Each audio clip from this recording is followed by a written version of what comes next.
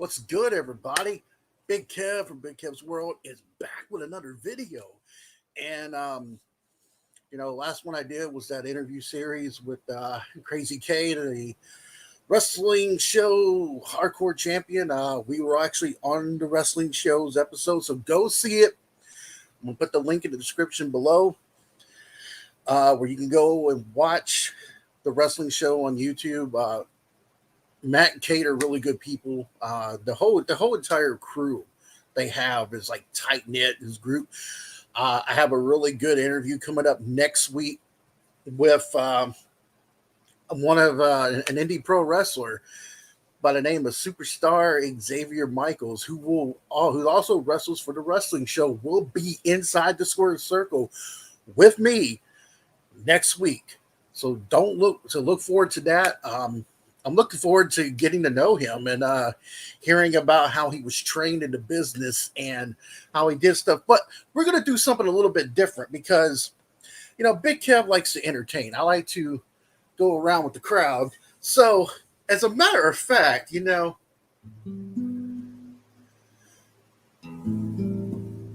haven't played one of these in a long time, but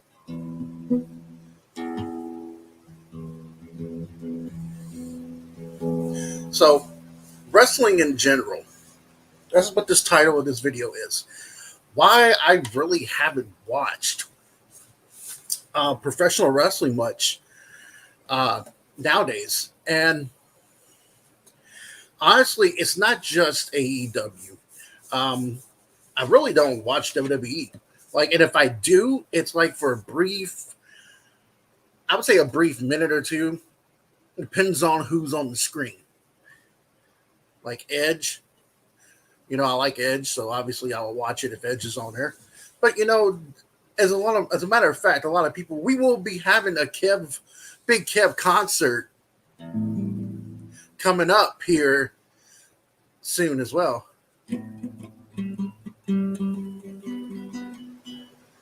Gonna give a problem with pro wrestling. There's no big name stars. So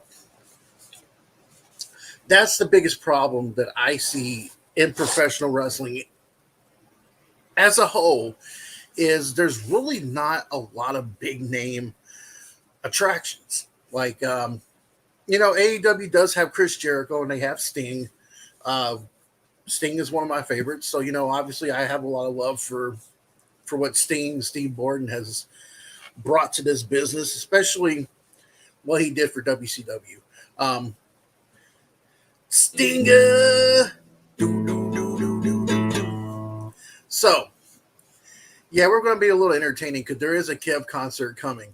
If you like the Rocks concerts back in the day, from the Attitude Era and a little bit of the Ruthless Aggression, then you're gonna like what I've been writing some stuff. Okay, so this is gonna be some funny, entertaining stuff. It's been no disrespect to anybody. What I will do in this video coming up, no disrespect. It's just gonna be me having a lot of fun. So that's what this is about. It's about being on YouTube. It's about having fun. It's about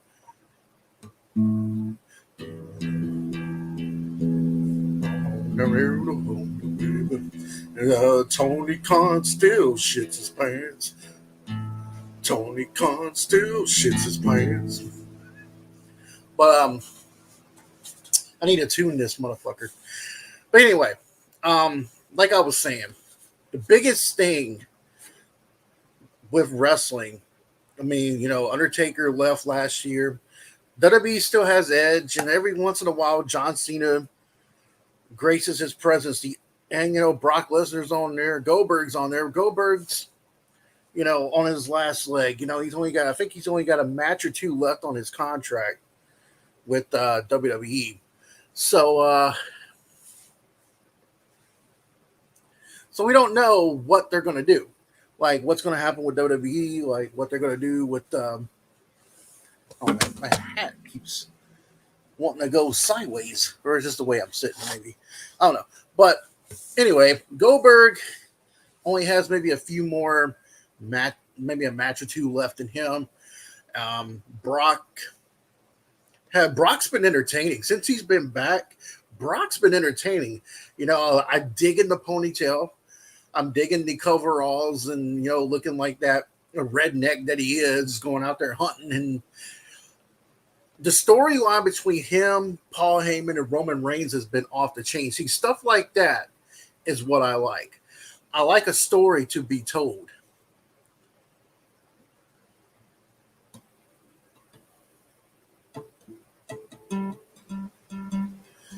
Roman Reigns fired Paul Heyman, and then Brock came down and whooped that ass. Anyway, but see, stuff like that is what I like. This whole thing with the Miz and Edge, I saw a little bit of clips on YouTube.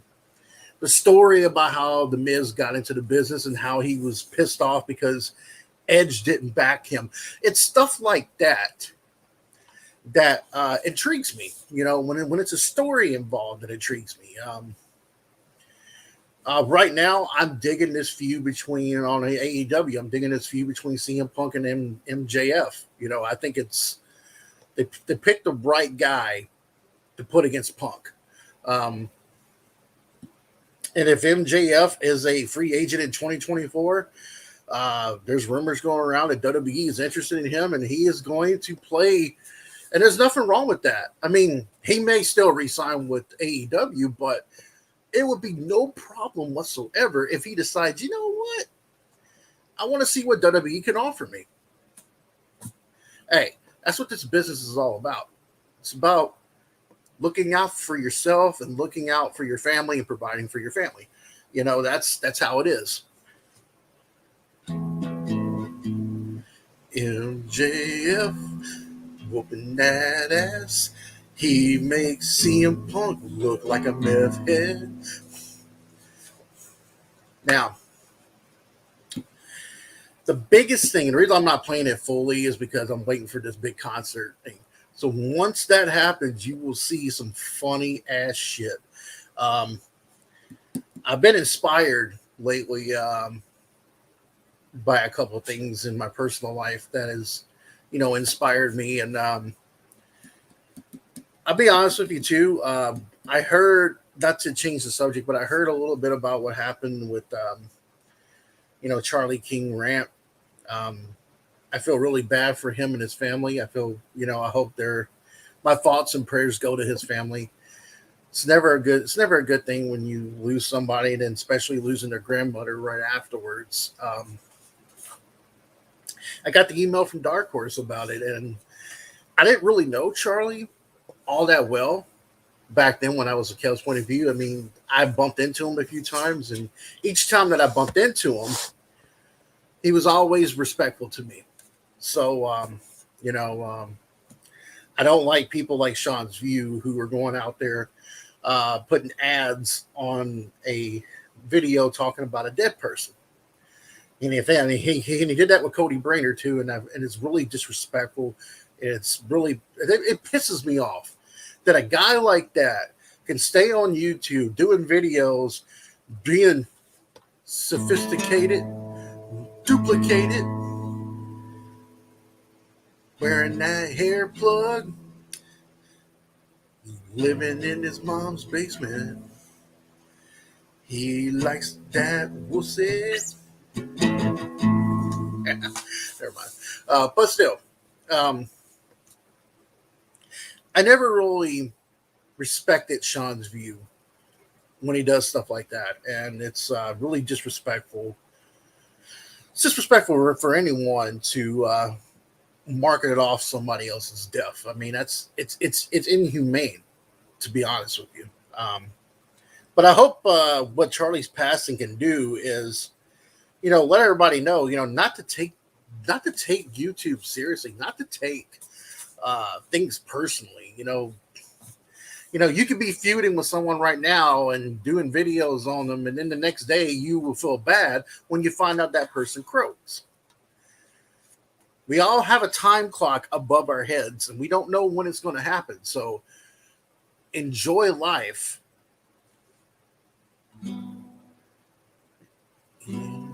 enjoy life. So, enjoy life. It's not going to kill you. But back to the wrestling thing. That's what I see on AEW and I see on WWE and I see on Impact and I see on a lot of these wrestling promotions is that there's no guy that really stands out except for Roman Reigns. Roman Reigns is probably the only guy that I see that is that next big star, like a Rock, like a John Cena, like a Hulk Hogan, or Stone Cold. That is the only thing I see now. Edge is already a Hall of Famer, so I'm not counting Edge or I'm not counting Randy Orton on this. I'm counting younger guys.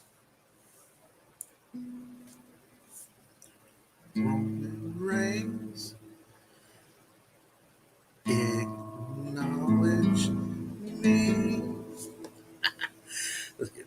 But Roman Reigns is probably like the one of the only few people that I see on there. Now, AEW does have CM Punk. They do have Bryan Danielson. They have Adam Cole. They have Cody Rhodes, Kenny Omega. They have a really good roster of young, great talent. The problem is with that young, great talent that you have, the problem stays with the fact that none of them, except for Punk and Bryan, because Punk and Bryan have been in WWE, Adam Cole's been in WWE, and Cody Rhodes back in the day were in WWE. But if AEW was to shut their doors tomorrow, Kenny Omega went to WWE, the casual wrestling fans aren't going to know who Kenny Omega is. They're going to know who Jon Moxley is because of Dean Ambrose. They're going to know who Cody Rhodes is. They're going to know who CM Punk is. They're going to know who Daniel Bryan is. But the casual wrestling fans nowadays wouldn't know who the Young Bucks and Kenny Omega are. But us hardcore wrestling fans, us wrestling fans that have went through the 80s, we went through the 90s, we went through the Attitude Era, we went through the Ruthless Aggression, we went through, holy shit, we get to see John Cena for like every fucking day of the week. We've all been through it. So John Cena still has no smart because he sucks dick.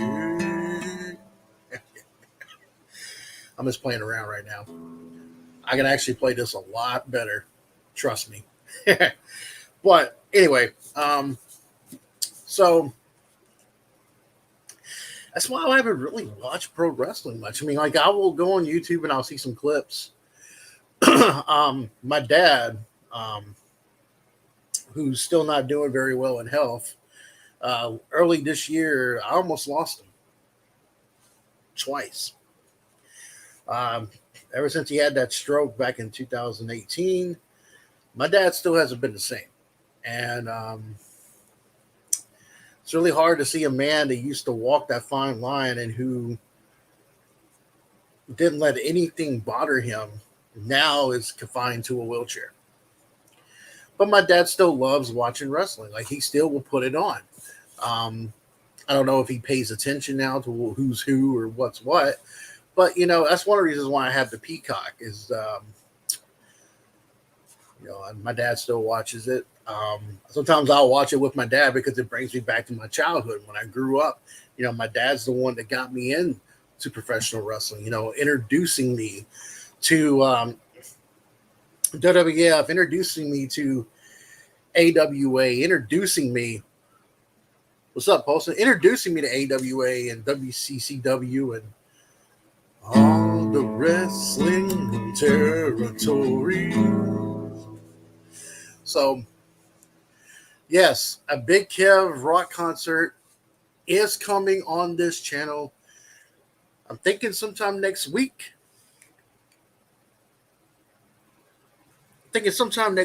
Or sometime in the near future. I'm going to be doing this little rock concert. So please don't get offended about that. We got the prodigal heel in the house, and Poston knows what I'm talking about. I mean, there's really no big name stars except for Roman Reigns, and I'm not counting Randy Orton. I'm not counting Sting, Jericho. I'm not counting guys who already have a Hall of Fame credentials or soon to be Hall of Fame credentials. I'm talking about the younger guys. And, if Roman Reigns was to leave WWE and go to AEW, they would know who Roman Reigns was. But if Kenny Omega was to leave and go to WWE, a lot of those casual wrestling fans that they have at WWE wouldn't know who Kenny Omega is. Unfortunately, that is true. And that is one of the reasons why we don't have a lot of big name talent anymore. And another thing, too, that really bothers me about wrestling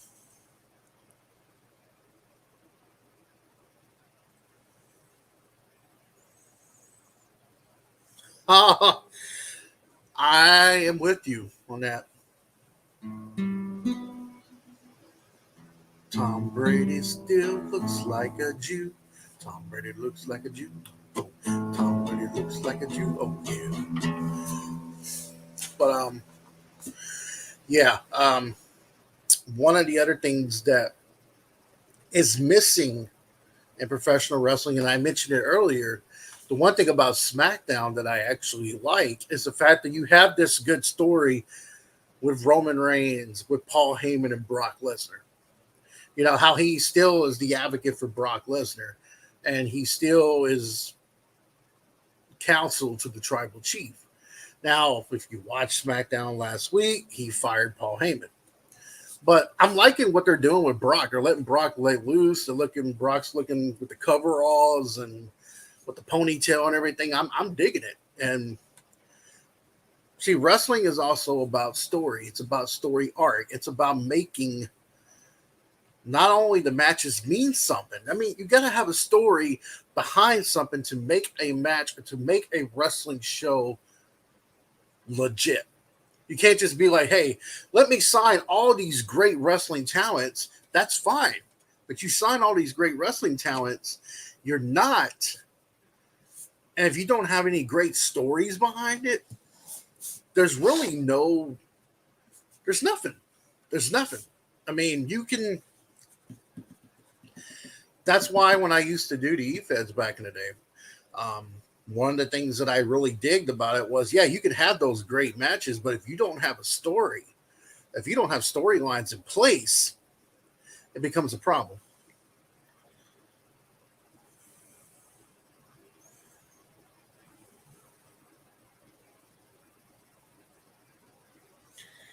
Well, I think the reason why a lot of people like myself and Poston likes NWA Power is because if you watch the show on YouTube, um, it has that old school wrestling feel to it. Like they do the interviews right in front of the ring and they go right straight to it. And it's got that old school, territory feel to it.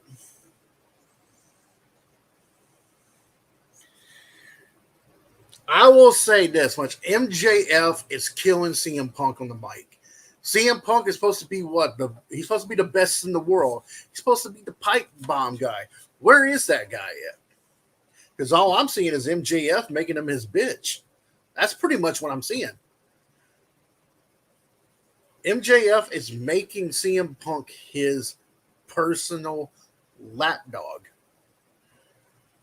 And if they let Punk beat MJF, I know they're doing this undefeated thing with Punk right now.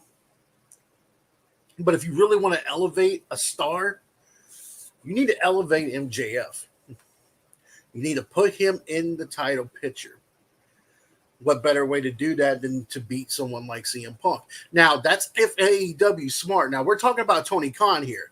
I'm not sure Tony Khan has enough brain cells to do that.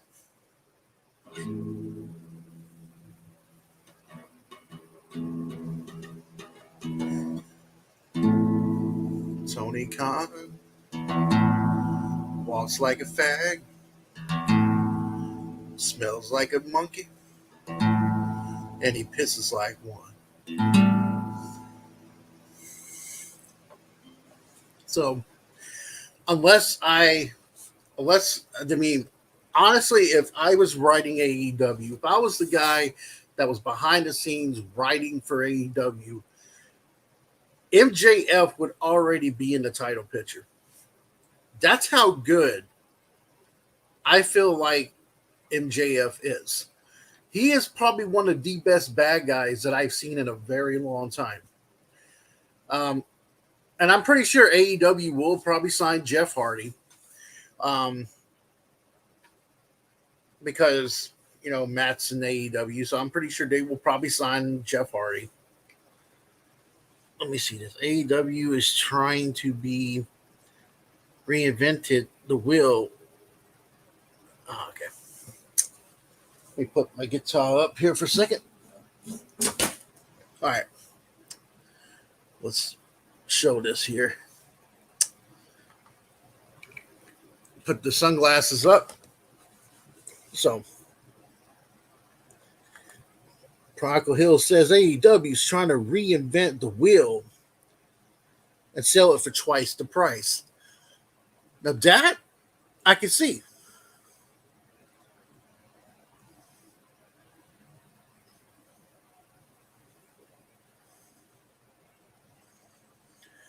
And that's another thing too, is you have a lot of these guys who in this business today,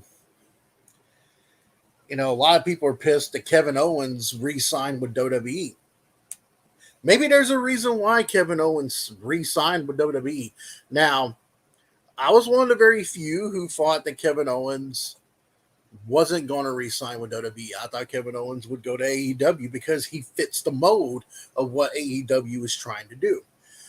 That's one thing I will give AEW. At least they have an identity about what they want to do, about what they're looking for. WWE has gotten better. They're not as bad as they were. I do agree with Poston on that.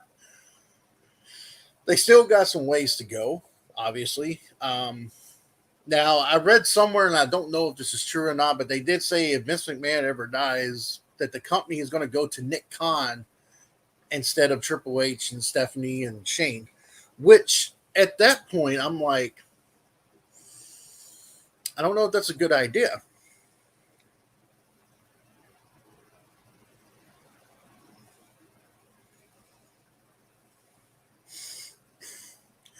Now, Tony Khan got a little butthurt because somebody made a comment about how Jacksonville Jaguars fired their head coach Urban Meyer, and that if you've ever watched football, if you know the Jacksonville Jaguars organization, it is run poorly.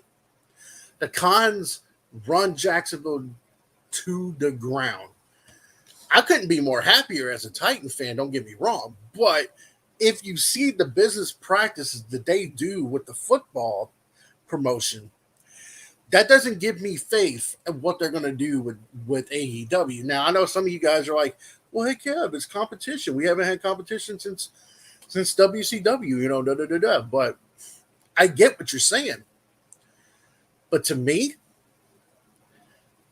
I don't think of them as competition. And the fact that, Vince McMahon, the WWE has reached out to Tony Khan. They reached out to Tony Khan about asking some of their wrestlers to come on and do some DVD work or some documentaries. And then you have Nick Khan on his interview going, well, I might let it happen. He's such a pansy ass boy. He's such a bitch ass looking boy. I mean, he really is. And a lot of the AEW fans that I see in the crowd are social justice warriors. Now, some of you may not want to agree with that. Some of you may not believe that, but they are. And it's a hard pill to swallow when you see reality staring at you. And, it's funny, Poston will say something about the AEW ratings, and then you have like Peter Gilmore in there going, "Haha, Impact only got this." That's the best argument you could come up with is attacking him on Impact. I mean, bring something original to the table. And as I said before, there's nothing wrong with liking what you like. I've always said that wrestling is subjective. Wrestling's like a table on Thanksgiving.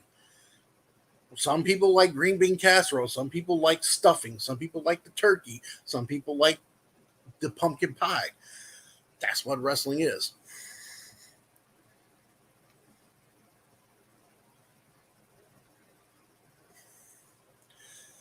I don't know if you're busy or not posting, but I can send you the link if you want to come in. I mean, if you don't want to, it's totally cool, but I can send you the link if you want to come in. But anyway, yeah, I mean, and that's the thing. Wrestling is like one of those things where you can put, okay, like say for example, WWE is the main product right now. So basically, WWE is the turkey on the table. WWE is the turkey on the table. So every other promotion right now is a side dish. Some people like the side dish more than they do the turkey. It's how I don't get that stuff. I really don't. Some of you take this stuff a little way too far and way too serious for your own damn good. This is YouTube. You're supposed to kind of have fun. That's what this is all about, right? Let me see here. Okay. I'm sending the link right now. KZ. It's supposed to be, you're supposed to have fun. And if you don't have fun, you take yourself way too seriously, then you just are shit out of luck. All right. I sent it to him. But yeah, I mean, you're shit out of luck on that because now you're getting at the point where. But now you're getting to the point where, like I said, there's some people like side dishes, some people like the turkey. Right now, WWE is the turkey. They're the head honcho. They're the ones who are sitting on top of the mountain. And yes, it's good to have different variety of things that you like. I've never said once, have I ever said on any of my videos that AEW, that no one has a right, no one can't like what they like. But one thing I find funny about that though is that there's people on here who, let's say they're very disrespectful if you don't like something that they like. You know what I'm saying? That's what they are. They're very disrespectful about something that they don't like. And if you don't like something that they don't like and you criticize it or you critique something that they like, the natural response in some people's brains is to fight and want to debate you, want to do this, want to do that. And I'm sitting there thinking, over an opinion? An opinion.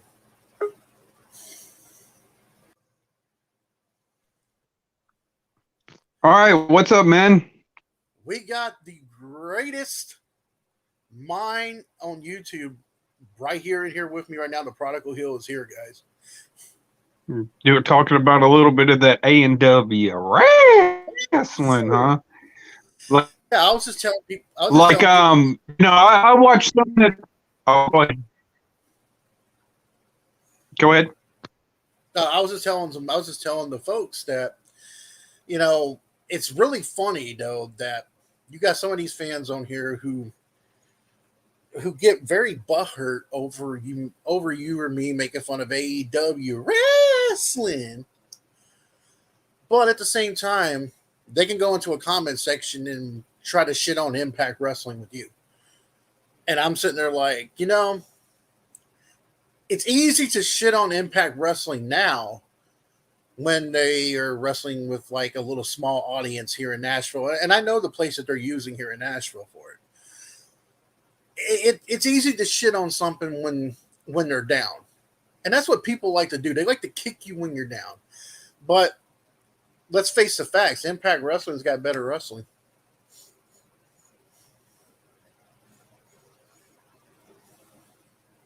They got more believable people. I believe a guy like Moose, with Moose's size, Moose's athletic ability, I see a guy like Moose, and I can believe Moose being a world champion. Procol Hill will be back here in a minute. I could see Moose being a champ. And one of my old pals, Hunter. You there, man? He'll be here in a minute. We'll get it set up.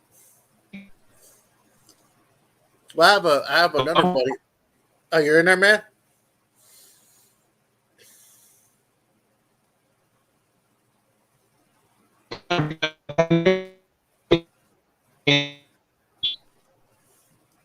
Yeah, you're breaking up, man.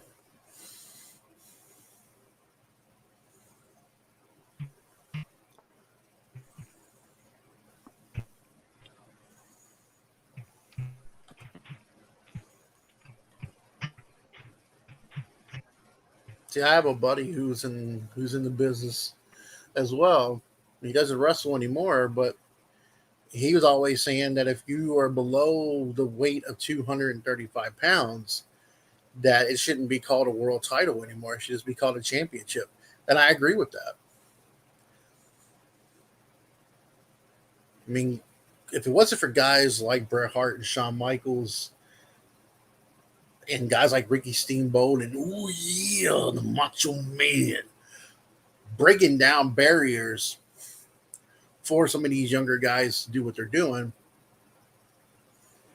you wouldn't be seeing Cody Rhodeses and the Kenny Omegas and the Seth Rollinses of the world doing what they do. But that's what it is. You have very much a lot of wrestling. I think sometimes they have a little too much wrestling on TV because you got Monday night Raw. Then you have Tuesday, you have NXT 2.0. Wednesday, you have Dynamite.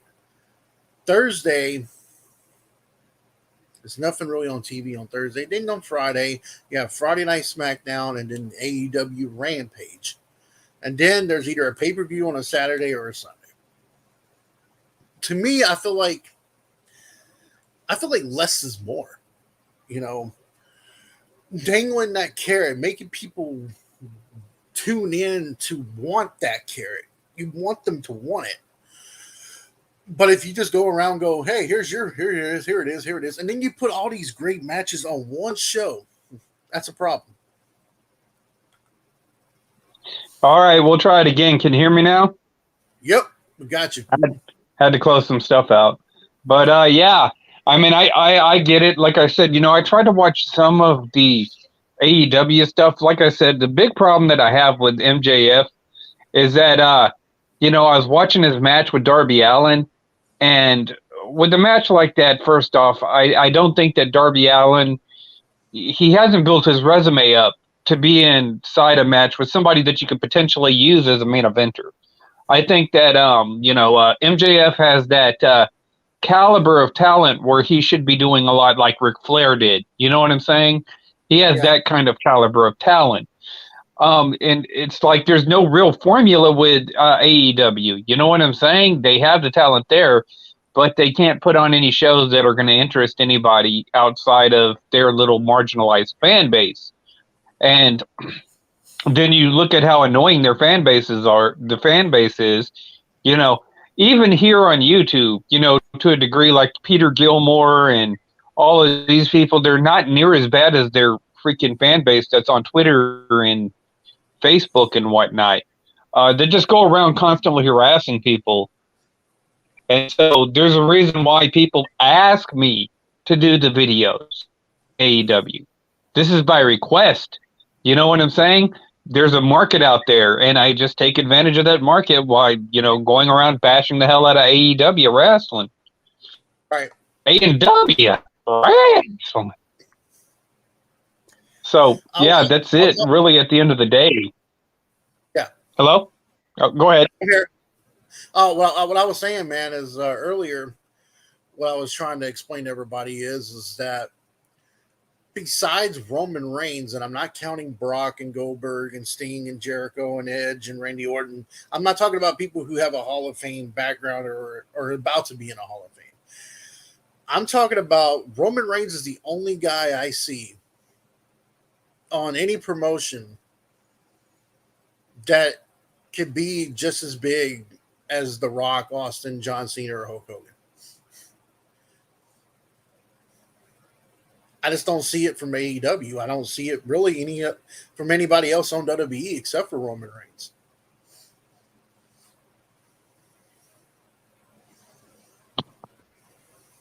Okay, can you hear me now? Yep. Hello? Okay. You can.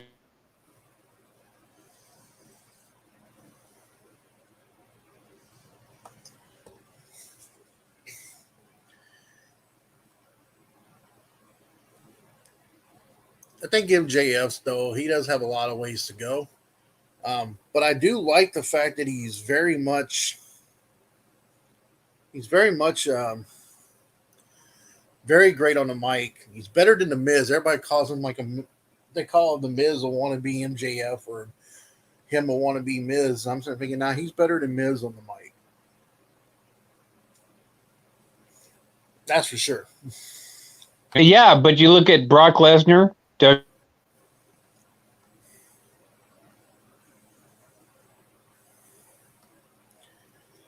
Poston's having some technical difficulties here, so.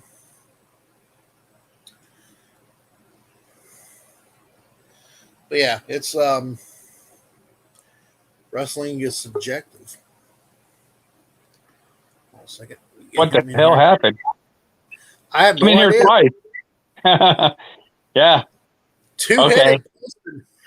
Yeah, I was in here twice there for a second. Some A&W wrestling fans.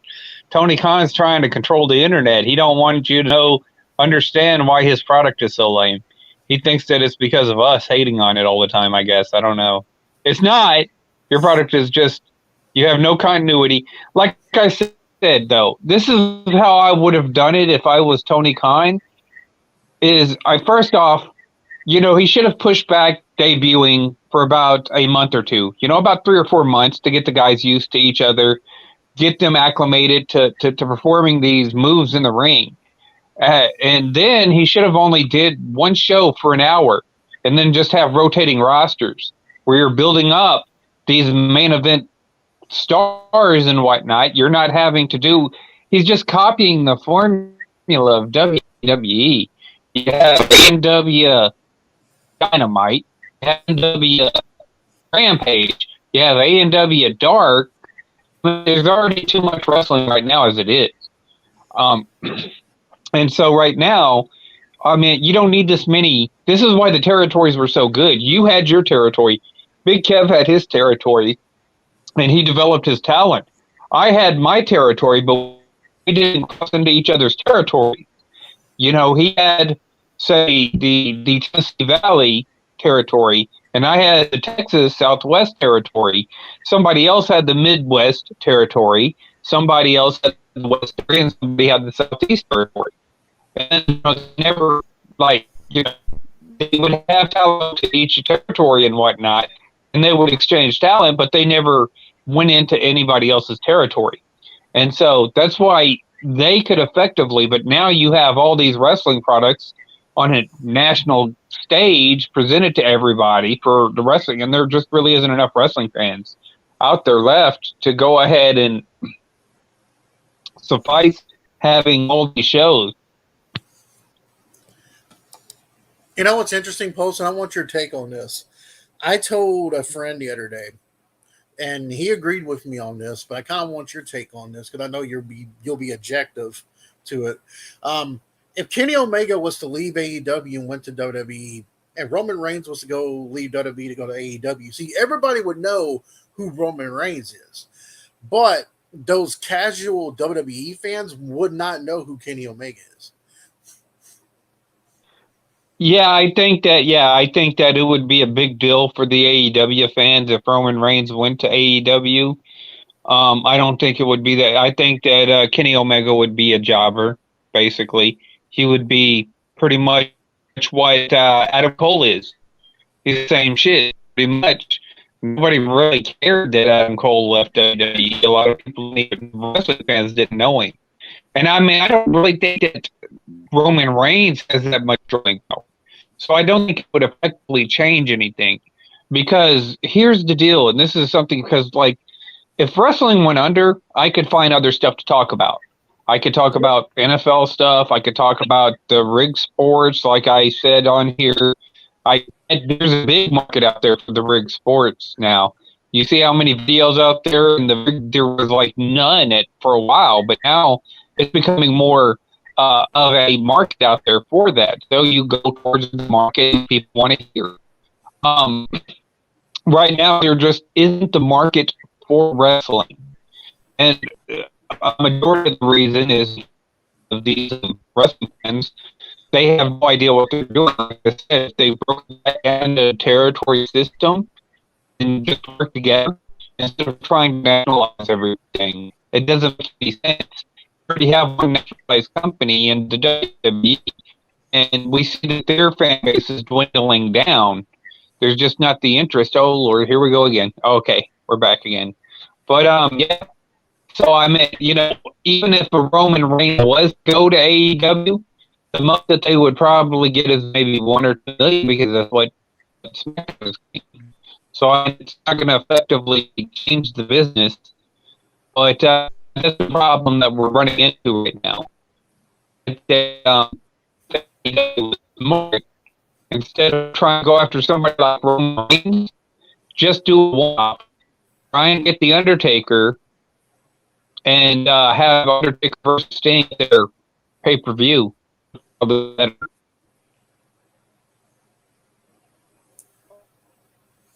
we trees up again? Oh, yeah, it was a little bit. Oh, go ahead. The question remains on that, though, is if they were to go after Undertaker. I mean, Undertaker's very loyal to WWE, and I personally don't see him going to AEW to do that with but you never know. I mean, money talks, bullshit walks. So, I mean, I'm sure if you put a lot of cash in the Undertaker's lap, maybe he would think about it. But Roman Reigns, though, he's actually trolling CM Punk on SmackDown. I don't know if any of y'all saw that, but his T-shirt now says a needle, like like moving, changing needle, the needle mover. And he's actually got that on his shirt now, and I think that's pretty fucking funny because he remembers Punk saying something about that, and he was like, you know what, I want to put that on my T-shirt. But I think another thing that's missing with AEW, and the one thing I notice about them is they don't really have stories to tell. Like, they don't really have like what WWE's got right now with the Brock Lesnar, Roman Reigns, Paul Heyman thing. They don't have the Miz and Edge has a good storyline right now where when Miz first broke into the business and was getting picked on, he feels like Edge didn't take up for him, and Edge is giving him this credit now, but where was he back then? So it's at least there's some story background, story art that they're following. Yeah, they have been doing some fascinating stuff. It's more entertaining than you know,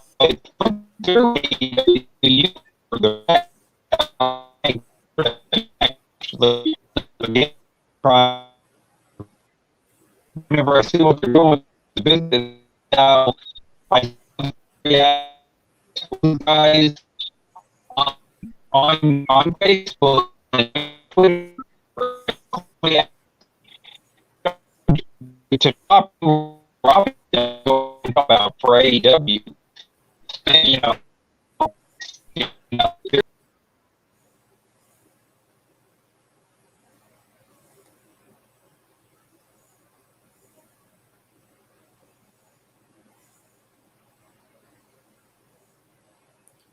I'm sorry, guys. I know that y'all are trying to hear what Polson has to say, but he's having some difficulties over here. He's back, but yeah, I mean, What? I don't know what's going on.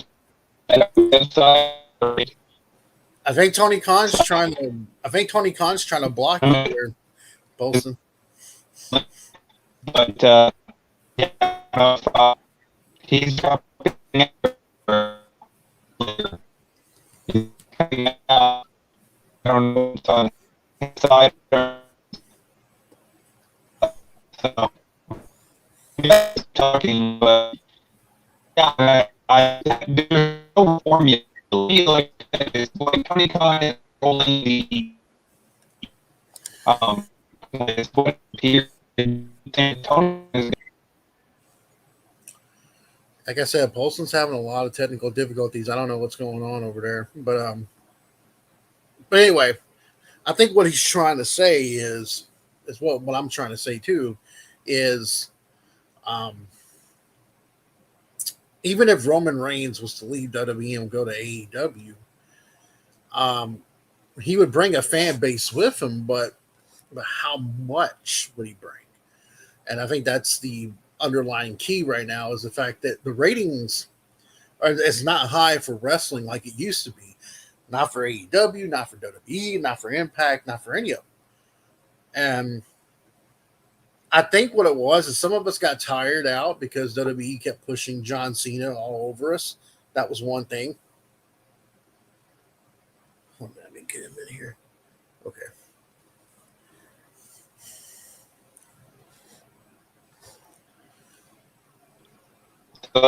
Yeah, I only use StreamYard about half my videos. Every once in a while, I'll drop a StreamYard video down to too many. Yeah, StreamYard could be a little interesting. I haven't used it much lately. You there, Big Kev? Yep, I'm here. I'm here. Well, I don't know what's going on. He's trying to get back in. There he is. He's back. Okay. Yeah, it looks like Tony Khan's trying to keep you from talking. Oh, did he kick me out? I don't know. I was going. I didn't know if you were dropped out or if I dropped out. So I just kept going. So, yeah. Tony Khan hates the truth. He hates that truth. Can you hear me? Yep, I can hear you. You're good, man. Okay, so it must have a delay or something on my end.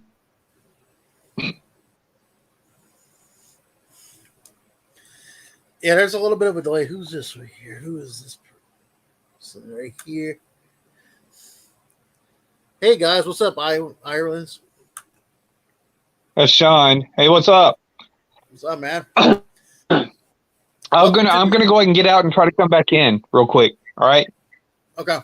Just to fix the delay. All right. But yeah, as Poston was trying to say, and as I was trying to say, is that wrestling is just not got the ratings like it used to be. And if God forbid, if wrestling went out of business, WWE was gone, AEW was gone, all these other promotions were gone, I would be the guys who would I would still have stuff to talk about, so it wouldn't bother me. How's it going? Wow, it's going good, man. Going good. All right. Is that better? Yep. Okay. Yeah, I didn't know if you got kicked out or if I got kicked out, so I was just rambling on for a little while. No, I was still here. It was just like your part was just cutting, and I was just like thinking, okay, well, I'm just gonna give it a little bit, see if his thing pops up again for him. Ireland said with AEW, I think MJF is tremendous and the rest are absolutely worthless. I just think that for the most part, I think that there's some talent there, but I just don't think that Tony Khan knows how to use anybody, even MJF. He is talented, but I meant, they're certainly not using him right. And you could use MJF. MJF should be in the place of where Kenny Omega is. That's where MJF should have been, and then having Adam Cole come out and kiss Kenny Omega on the cheek, and they've misused CM Punk. They've misused Daniel Bryan. I mean, there was stuff there that they could have done. Like, I see this feud with MJF and CM Punk as one-sided. Yep, I agree. I feel like MJF came into Chicago and pretty much dropped the mic on Punk. And Punk's supposed to be this pipe bomb guy. He's supposed to be the best in the world, the best guy on the mic. And MJF is making him look like a bitch. Sorry to say to you Punk fans, but MJF is roasting him on the mic. Oh, yeah. He fucking tossed CM Punk. And I was listening to that CM Punk thing in Rhode Island, that thing that he did. Oh God, that was horrible, dude. It was absolutely. I'm sorry, he did the cheap heat stuff that he always criticizes everybody else for. We're in Rhode Island, and no wonder the Islanders don't like. It's like, oh God, oh please, these. And I mean, has to throw hockey involved in it too. And I'm like, what? Nobody cares about hockey. I mean, I guess it is on TNT, so he's trying to maybe get some of those hockey fans invested into it. But it just felt kind of flat to me. I was like, oh, I mean, you criticize John Cena for doing that cheap heat type stuff too, or The Rock, or all this other stuff that you say, and I just felt that was kind of cheap. I was like, it just wasn't a good promo. And MJF's promos are not great, but he just does a good job delivering them. You know what I'm saying? He's got that kind of swagger about him. But some of them, like whenever he's calling him Punky, okay, that's kind of kind of cringe, but he just did a good job in his delivery. So we know that MJF is probably capable. Eddie Kingston is capable of a lot more. The talent's there. I'm not going to lie. There's some of the guys that I actually like on the roster, but the product as a whole, I mean, you got Dan Lambert. He can do a good job. He can heal it up. But whenever you put it all together and you don't know how to book these matches and you don't know how to,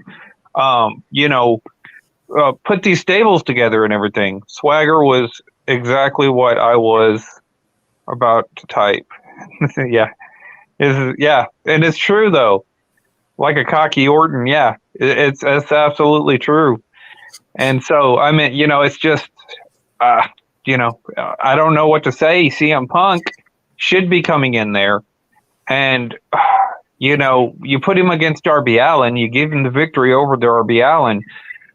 But has anybody been impressed with CM Punk and Daniel Bryan as they gotten into AEW? I'm more impressed with Daniel Bryan's in-ring work than I am with CM Punk. I mean, I'll give it that. I mean, I think Bryan's a better wrestler than Punk, pound for pound in the ring. I mean, obviously Punk's a better talker than Daniel Bryan, but here's the thing that I have against Punk. If they put Punk over MJF and keep this whole undefeated streak with Punk going, it's a travesty, because I feel like MJF needs to be in that title picture with Adam Hangman with Paige, and Eddie Kingston should be in that title picture. I'll say this. If they give Punk the victory clean without any kind of interference or anything like that, then yeah, you'd be right. However, if it'd be me, I'd bring in guys like Crimson, Madman Fulton, some of the bigger guys, bring in Daniel Bryan, have him team up with Daniel Bryan, bring in Daniel Bryan to his little stable and stuff like that, and maybe a couple of others, maybe a Sami Callihan, and then have CM Punk be like a, like I said, because I think that he just fits this role so well. make him like a Negan off The Walking Dead, and then have him in a stable such as that. They're going to go ahead and take over wrestling and be this bad guy stable. And then that would be the only way that I think that you could get CM Punk over like that, and then have like a stable come out of it. It's not going to be as good as the NWO, but it'll be something. And you could maybe roll with that a little bit, and then have that set up later on for a Sting versus CM Punk match. You know what I'm saying? What's interesting is some people say Punk's best work was that summer of the pipe bomb. But honestly, I go back and I watch some of Punk's stuff. His best work is when he was in a stable and they had that whole no alcohol, no thing. And he had the shaved head girl and Luke Gallows with him. And when he was in charge of a stable, and Poston's right about that, when you put Punk in charge of people, and he's the head guy, and he's got the microphone, and people are behind him, you do that in AEW, you will see what we're talking about. Yeah, Yeah, that's how I would have bought him in. Yep, I would have too. But even though I got criticized for that, that's how I would have bought him in. See, the thing is about these people is that they criticize things that they claim that that none of them are social justice, quote unquote. But y'all do social justice things by going, how dare him say that? I'm going to get him back. So I'm going to write on there and say the Impact Wrestling only does this, does that. I'm like, is that your only argument? Is that Impact Wrestling doesn't do past a certain amount of viewers? I mean, wow. I mean, it's almost like you can't, in this world, in this day and age, and Poston knows what I'm talking about. In this day and age, it's almost like you cannot have an opinion that's against someone else's opinion, because then they think that you are attacking them, when in fact you're attacking the product and the show, not them personally. And some people get they get so wrapped into this, and they're thinking, oh my God, Poston and Kev said that. They're talking about me. Well, to be fair to them, it wasn't me necessarily. I got to go ahead and take my hat off to Disco Inferno that really buried the AEW fans, because he's the one that came out and said it. And then it's like, oh, okay. But I mean, I think that a lot of people just get annoyed. I think they get annoyed because this is what the AEW fans do time after time. They're constantly posting shit on the internet that they can't back up. You know what I'm saying? How much better that AEW is than WWE, how they're doing so much better, but they're not doing better. They're almost like the Democrats. I mean, they think that they're popular. You're only popular in your own head. The rest of us that are not affiliated one way or the other, just think you're annoying as hell. See, Daniel Bryan, I found out something about his reasoning for going to AEW. He got the same contract offer for WWE, and they were going to allow him to go to New Japan and do some stuff. The reason why he went to AEW because he wanted to face new stars. So I get that I get that understanding of why you want to face new people. I get that. Punk, on the other hand, you had an opportunity. You come back to WWE and you work for Fox under that whole backstage thing. You have an opportunity. It's right there at your fingertips. Seth Rollins is challenging you on Twitter and live, basically say, hey, come to WrestleMania, do a WrestleMania match with me, get a big payday. And you don't say anything, you don't do anything. You say you're done with wrestling, and then you go and do this show that the guy from Arrow, Steven, I think that guy, I can't pronounce his last name, but you go and do a wrestling show with him, and now you got wrestling all in your veins again. I'm going to say this, because I know that Daniel Bryan says he wants to face new stars. Well, none of these guys are stars. You know what I'm saying? It's actually your job to make them stars. But with that being said, none of these guys are stars, not even MJF. But with that being said, I think really the real reason why CM Punk and Daniel Bryan went to AEW is they wanted to fight ROH guys. That's what it is, because mostly the roster is these indie fed guys, these ROH guys. And like I said, that's what I really think it is. I just think that they wanted to go back and go back. Now you have a televised version of ROH that's still not impressing anybody right now. And I think that ROH is better, particularly in character development. I mean, you look at guys like Moose that come out and, the Impact guys completely knew who Moose was. I just think that Tony Khan is a slightly less talented version of ROH. And I think you've got the ROH guys there, and that's who they want to fight. They want to go back into the ROH and be the indie fed guys. They can be the locker room leaders in ROH. They're not going to be the locker room guys in WWE. And, I get it, but,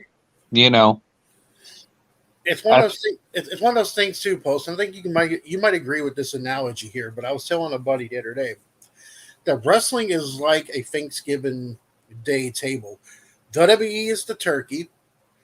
Every other wrestling promotion around them is a side dish. Some people are going to like the side. Some people are going to like green bean casserole. Some are going to like stuffing. Some are going to like the pumpkin pie.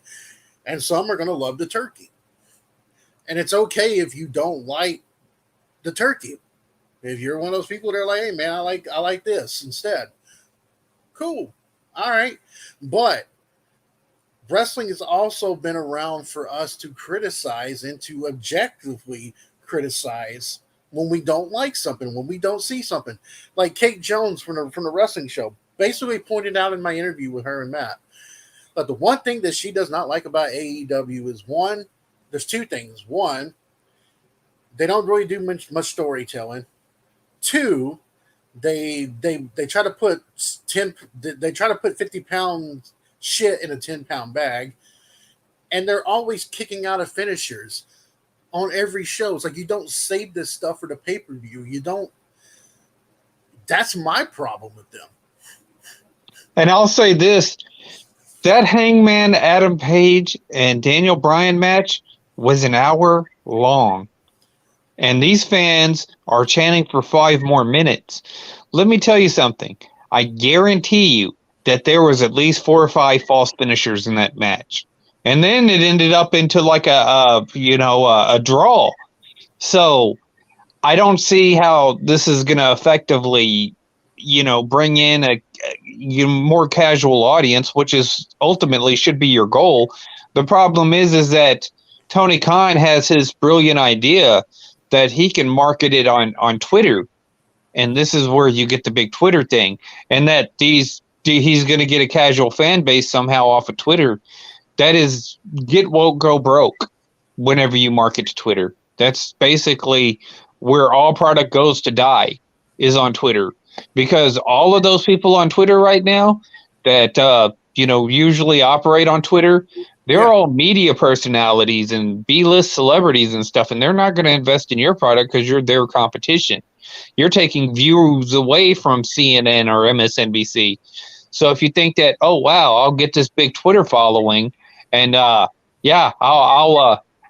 get all this free. No, that's not how it works at all. You should be targeting the sports fans and whatnot, but we've seen how you alienated. And a lot of the people who really hate AEW fans are the NBA fans. Can't stand them.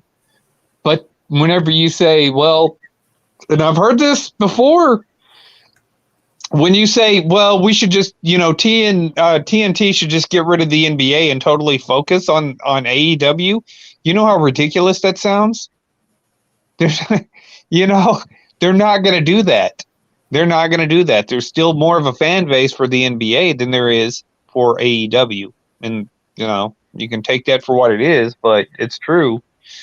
So, I mean, it's just absolutely this fan base just thinks that the world's centered around them, man. You know what's interesting too, Paulson, is that MJF is a free agent in 2024. And he's already talked about the fact that he's going to listen to any offers from any other promotion, including WWE. Now, I read on a grapevine that Fox is really wanting WWE to sign MJF if he's a free agent. Um, some people I saw on a dirt sheet, people in the comments were like, if he goes to WWE, they'll kill him. He won't fit in WWE. He won't be good in WWE. How do you know he won't fit in there? How do you people know that? I will say this: it'll take some time to acclimate to WWE because MJF is the best, shooter in AEW. But when you get to the WWE, it's a whole other ball game right there. And so, you have guys like The Miz, you have guys like Edge, you have guys like Roman Reigns, and these guys that are going to be comfortable more into their atmosphere and whatnot. I do think it'll take a while for MJF to reach the same level that he is because, there wasn't that much competition in AEW. You know what I'm saying? The level of competition is a lot different. However, if MJF can deliver, and Fox, I get it because Fox wants to bring in more interest into their channel. But if he could, you think of a guy like LA Knight, right? You put MJF and LA Knight together, and then it's over. You know what I'm saying? You can go ahead and both those guys are good talkers, and then you put him with a guy like The Miz or something like that, and you could have the beginnings of like another Four Horsemen stable right there if you go ahead and bring in John Morrison and whatnot, and you could have another Four Horsemen stable right there with those guys, and they could potentially pull it off. It would be interesting to see, and with a guy like MJF, you would want him to debut at a WrestleMania as a shock value. You know what I'm saying? Come in. The Miz is fighting for the world title, and he's fighting Roman Reigns. And everybody knows that The Miz is going to get his ass kicked. But here comes MJF to come in and make sure that Miz wins the title, because Miz is a chicken shit hill. And then you have the formation of a new Four Horsemen. It could work. You know what I'm saying? It'd be great. Yeah, I agree with that. It would be something like that would work. And Kevin Owens is not going to AEW. He re-signed with WWE. I was one of the very few people who thought he would go to AEW, but obviously he's staying put. So, for some of you out there who thinks that AEW is the be-all, end-all of wrestling, and if you guys think that AEW is going to do what WCW magically did, you're mistaken, because some of y'all may not be football fans. Poston and I are football fans. So if wrestling went out of business, it's not going to hurt my feelings because I got stuff to talk about. He's got stuff to talk about. Steven Rose has got stuff to talk about. It wouldn't hurt us. Professional wrestling goes out of business, but it would hurt most of you in your channels because you guys talk about wrestling and drama 24/7. With us, the reason why AEW is not going to work out is look what Tony Khan and his father done to Jacksonville. Jacksonville is a shithole of a football team. They just fired Urban Meyer his first year. They didn't really give Urban Meyer a chance. Even though he does suck as a coach, I'm not going to lie. But I'm going to say it here first. You heard this here first on Big Kev's. So everybody that comes across this video, you heard it here first. What I think is going to happen is Urban Meyer is going to go back to college, and he's going to go ahead and take over the Oklahoma job. I'm just going to go ahead and put this out there. That's what I think is going to happen. I was thinking that too, because my brother was in town last week, and we were talking about that, and he thinks that Oklahoma wants Urban Meyer as a head coach. So I can honestly see that. Yeah, so you heard it here. And, since Oklahoma and Texas are both going to the SEC, get SEC coaches, acclimate yourself into the SEC. I heard that Texas may bring in Gary Patterson. If you team Gary Patterson and Steve Sarkisian and then you bring in that quarterback that Texas is fixing to bring in, you get some offensive line, then I'm telling you that the demographic of the SEC is going to change. I'll probably end up going for Baylor whenever they move to the SEC because I don't like the SEC. But I could see that happening. I'm an SEC guy because my college is in Tennessee, yeah. Yeah. But I'm excited about it because I'm looking forward to these new teams coming here. Now, if you come to any of y'all ever come to Nashville or come to these other states around me, SEC is a really big thing around here. Like they love their college football here, and they will get in bar fights. Look, I got to do security for a lot of bar fights because of SEC games. So I'm looking forward to it. I'm looking forward to seeing Oklahoma and Texas and Baylor in the SEC. Oh, Baylor's not going to the SEC. Oh, okay. Yeah. Baylor. I think Baylor. What I think should happen is if the Big 12 collapses, Baylor, TCU, Texas Tech, and Oklahoma State should go to the Pac-12 because then you can merge the Central Texas market with the Southern California market, and then that would be a revenue generator from hell because all them Californians are moving here to Texas. And so we have so many freaking Californians living around us. And those games would sell out. The UCLA, the USCs, the Cals, all those games would sell out here easily. I always think that the reason why they're moving to Texas is because they're trying to change Texas to a blue state. I don't know. That's going to be kind of hard. And if you go back, and I say this to everybody, go back and watch A Tale of Two Cities, the Dallas Cowboys versus the San Francisco 49ers.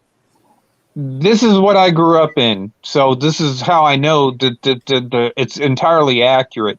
But whenever they mention how Dallas was at the bottom and everything was crap and it looked like a economical bomb blew up, whenever they say that, that was Texas run by the Democrats. Now you see the same thing going on in California. So I know that traditionally the Texans don't want this anymore because we've already had it. The progressive movement actually probably after what's that guy that never won, but Goldwater, right? He was the one that started this progressive ideology. Ann Richards tried to do that here in Texas, and it failed. Now they're doing it in California, and it's going to fail just like it did here in Texas. It doesn't have anything to do with your intellect or you're going to do something different to make it work. It doesn't work like that. It's just a failed ideology. It's a failed program, and statism is just not it's not a solution for anything. We know that here in Texas, we got rid of the shit, and it went to California. That's what happened. And now all of them are trying to move over here and turn Texas blue. I just don't think that that's going to work out the way that you think it is. And for some of you wrestling fans, the reason why I'm bringing up football is because the Cons own Jacksonville. And the way that they have owned Jacksonville, the way they run Jacksonville, Jaguars as a whole, and I think any Jaguars fan will agree with me on this. If you think that they're going to run AEW better than what they're running with the Jacksonville Jaguars, you were gladly mistaken. They also own a soccer team in London called Fulton or something. Mm-hmm. And I heard that team isn't that great neither. No. I heard that's like the Jacksonville Jaguars of soccer. So, yeah, they're not really good business. They're not very good business people at all. They're not. They should really move Jacksonville to either England or to move them to San Antonio. Or just do something like that with them. I mean, honestly, it's being in Jacksonville, you're not really going to get a market because everybody in whoever lives in Florida now is a Tampa Bay Buccaneer Tom Brady fan.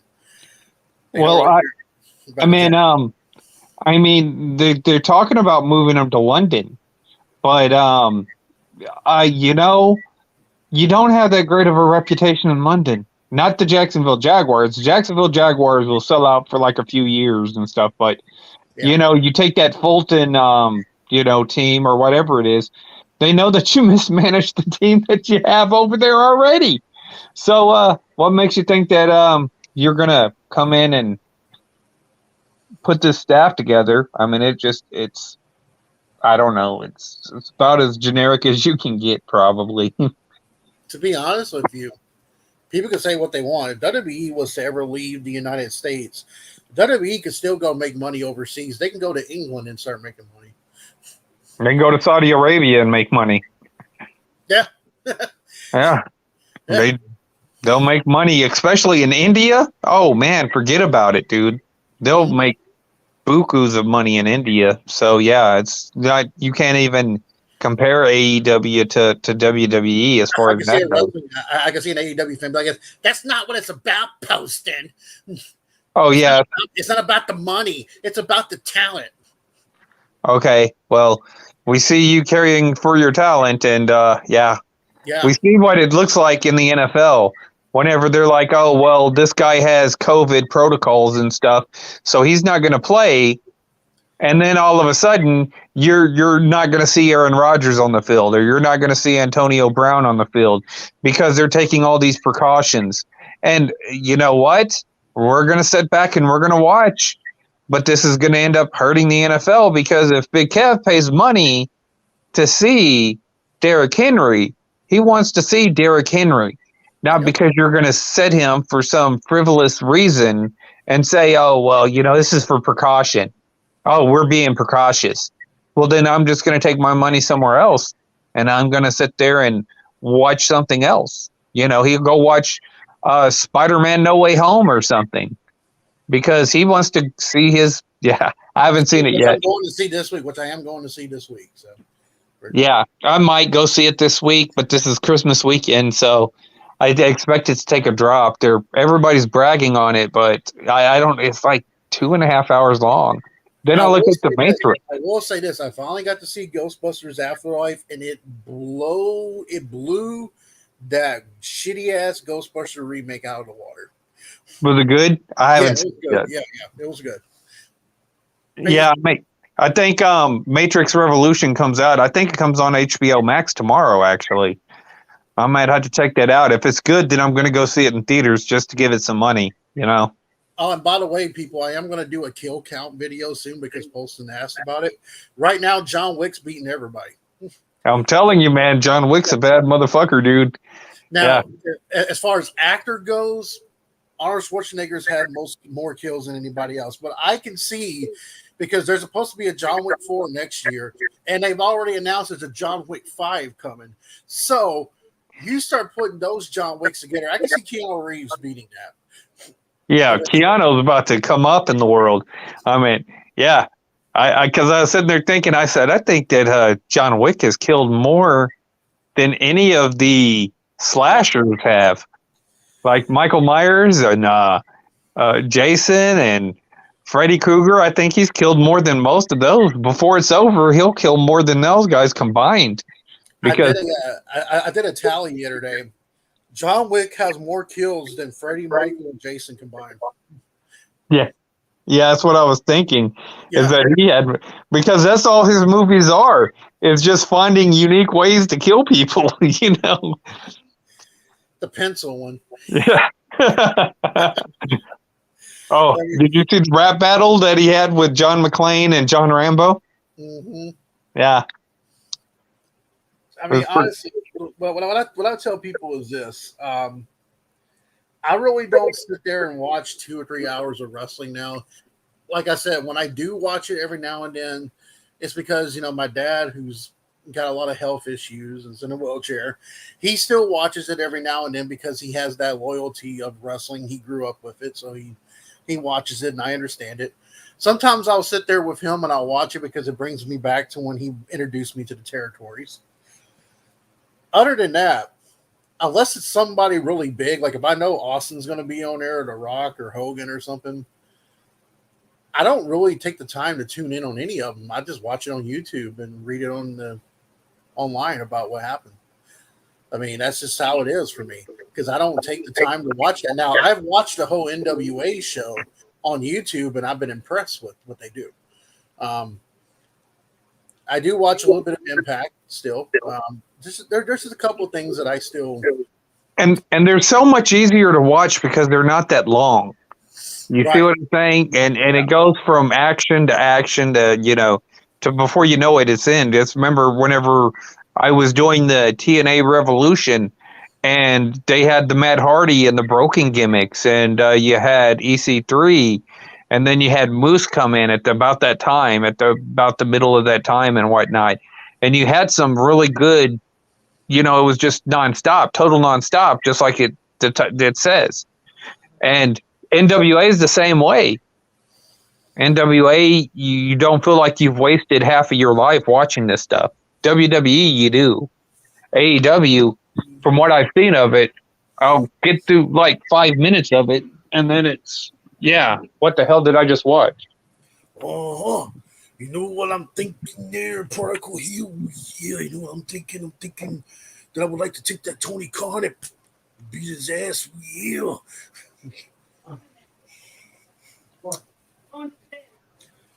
Or, yes. AEW will soon be deleted. Delete. And they're probably going to hire, and they're probably going to hire Jeff Hardy. I got my electric bill. Sorry. No, they're probably going to hire Jeff Hardy. I suspect that. Yeah. Well, are they going to do the Broken Hardys again? Because that's what I hope, because Matt Hardy said he wants to do a one-on-one with him and Jeff. He wants to do one more deletion and actually do one of those. And I actually think that would be cool. See, I would tune in on Dynamite to see that, just to see them do that. I mean, when Matt Hardy first came into AEW, he had the whole broken gimmick again. And I was like, this is cool. But then all of a sudden, they're like, no. I just don't think that the broken gimmick's going to work out well with these guys, because then they'd have to give TNA some sort of credit for it. You know what I'm saying? They'd have to give Billy Corrigan some sort of credit for it. And I just think that it was so good in TNA. You know what I'm saying? It was, but yeah, I just don't think that they'll do it right. When they had Decay versus the Hardy Boys and their little deletion stuff, that was great. Because it was unique. It was different. It was something we never seen before. And I give Billy Corrigan and I give TNA a lot of credit for coming up with something like that, because that's the reason why the Undertaker AJ Styles Boneyard match worked out really good, because they hired Triple H brought in Jimmy Borash to oversee that Boneyard match that they did. So TNA does deserve some credit. I know some of y'all like to shit on them now because they're here in Nashville and they're working in this small little building, and I know where the building's at exactly, but some of y'all like to shit on it and stuff like that. TNA still has a better women's division than AEW. Moose is a more believable champion than Kenny Omega. I'm sorry, guys. Yeah, but now they had to take it off of Kenny and then put it on Hangman Adam Page, and I don't know much about a Hangman Adam Page, so I can't say one way or the other. Adam Hangman Page, if he went to WWE, he would be in NXT. Yeah, that's what I kind of figured. Most of these guys would be in NXT if they went to WWE. I mean, he's probably a very, I guess, I don't want to say he would be garbage or anything, but he'd probably be pedestrian. You know what I'm saying? Now, that Johnny Gargano guy and Kyle O'Reilly are left NXT, and I'm sure they'll probably go to AEW. And that's fine, because they fit the mold of what they're doing. AEW should do a Midgets Dynamite episode. Never mind, they already do. Yeah, the midgets, the midget NWO. Midgets. Yeah. That would probably fit in with their show a little bit better. At least it had something interesting. Have Hornswoggle come out and turn heel or something. You know, the funny thing about AEW, though, is that I heard Tony Khan recently say that Vince McMahon and WWE contacted him because they WWE does some really good documentaries on their network and through Peacock. The Ruthless Aggression one that they got out now is perfect. If anybody's never seen it, it's really good. But yeah, he was talking about how WWE has called him up to ask if they can use some former wrestlers to talk in their documentary, get permission. And then you know what that little bastard says? He goes, "Well, I'll think about it. I don't know. Maybe." I'm like, don't be a little bitch. I mean, he should be jumping all over that because that would get you more promotion from wrestling fans. You know what I'm saying? When he let Jericho go on Stone Cold's Broken Skull Sessions, and Jericho was plugging AEW on a WWE Network show, and it was perfect. I'm sitting there thinking, why the fuck would you not? Like if Vince called me, and he asked me, I'd be like, yeah, hey guys, what you go on there and promote AEW? They can't do nothing. They can't fire you. I'll tell you this though. I'll tell you this. I think that Tony Khan kind of understands by now is that the WWE fans that still watch WWE probably have no interest in AEW. First off, you got there yet again, you suffer from the same problem. You got WWE Raw, you got WWE SmackDown, you got 205 Live, you've got NXT 2.0. So you have all these, so they're not going to take the time to watch AEW. And plus, since your fans alienate everybody on, you know, your product and stuff, that, they probably just, most of the people that are just straight up bitter towards AEW that are WWE fans at this point in time. It's because that's all they do is sit there and say, oh, yeah, you know, this is so great. This is so awesome. And then you got to, you know, if you're going to claim something that's so great, much better and that it's so awesome, you have to go ahead and then back that up with something that's in the ring.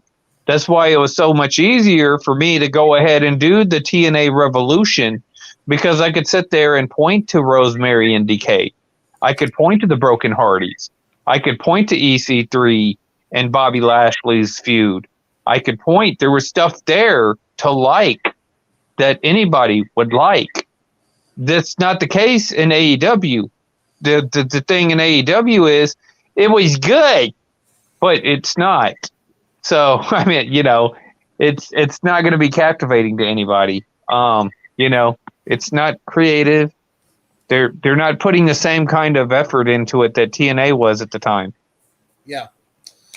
And honestly, during that time when TNA had Bobby Lashley and they had AJ Styles, they had Drew and all those guys,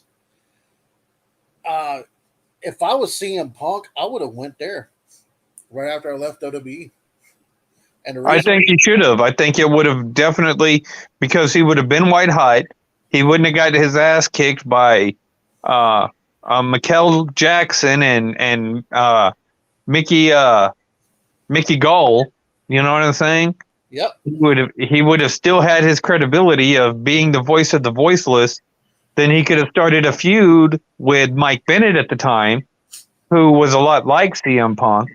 And he could say, oh, you stole my gimmick and whatnot, yada, yada, yada. And it would have been pretty decent. They would have had a pretty decent back and forth.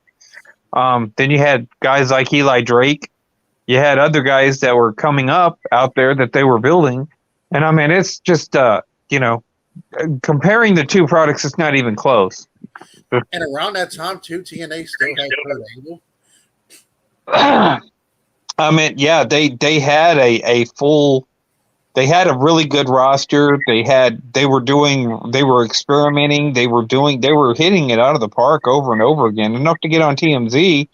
I don't care what anybody says. That Broken Hardy thing has probably been the best thing to happen to professional wrestling in years. And it's still outside of maybe The Undertaker versus AJ Styles, which is done by the same guy who did the freaking Broken Hardy stuff. You know, that shows you that, yeah, even the WWE fans could actually, you know, accept that TNA at this point in time, the in-ring work was definitely better. I watched some of the matches in AEW, and it's like, oh, this is overly rehearsed. It's not good. I mean, yeah, that's honestly, be honest with you. Poston, what I'm thinking, the Macho Man. What I'm thinking evil is a fake that AEW, man, brother needs to, go out of business, And some of you guys need to go to Impact and NWA. Yeah. I think that would be. I think that breaking up into like a territory system, and I think that NWA needs to be, of course, the main event. Right? They need to be the head, the flagship. But Impact, ROH could come back.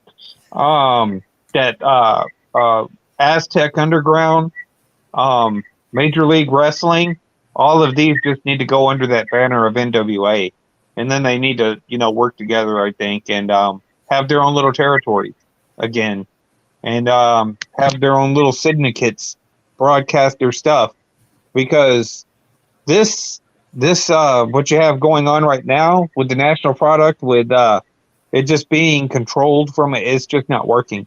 It's not. We can see how it's failing. Yes.